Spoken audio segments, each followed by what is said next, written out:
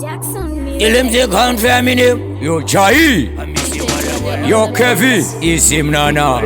Easy Mazikal.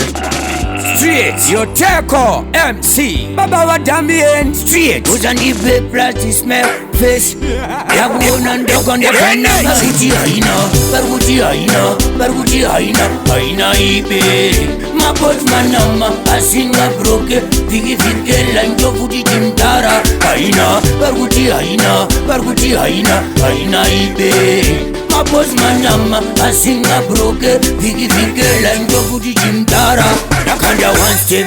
Kumanyula inipa ndinotsika vobva vandironda vanoda kundimherura vachinditsemera majeti aisi dhenja tata overstand bosivhiki havaterere zvemakuva usavaterere mutara makuya bosi makuya vauya nhasi vavatura-tura varikuti haina varikuti haina haina ipe mabosi manama asinga broke vikivhikela ndofuti chimdara haina varikuti haina varikuti haina haina ipe mabosi manama asinga broke vikivhikela ndofuti chimdara saka unombonzwe iwe mumeru uchinditsemera masheti everyday tirisirirawo kana wani imwete haisi dhenja wangu nekunamata ipamjira kani moto ini ndakukuchidzira handimbotima ungava muima batimamulaiti teko keto tonje hande imperi enechi chitsokorora korasi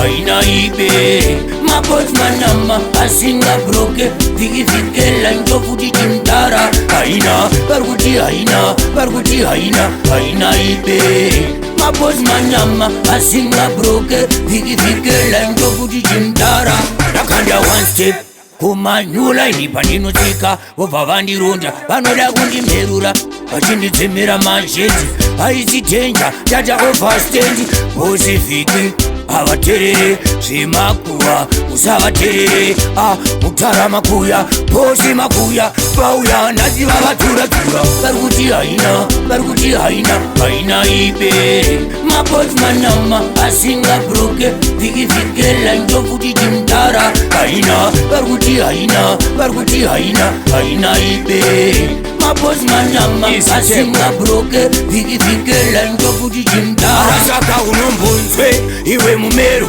uchinditsemera masheti everyday tirisirirawo kana wani imwete haisi dhenja wangu nekunamata ipamjira kani moto ini ndakukuchidzira handimbotima ungava muima batimamulaiti teko keto tonje hande imperi enechi isi ndarakonzo yaramakuya mashabina vava isi babanati Street.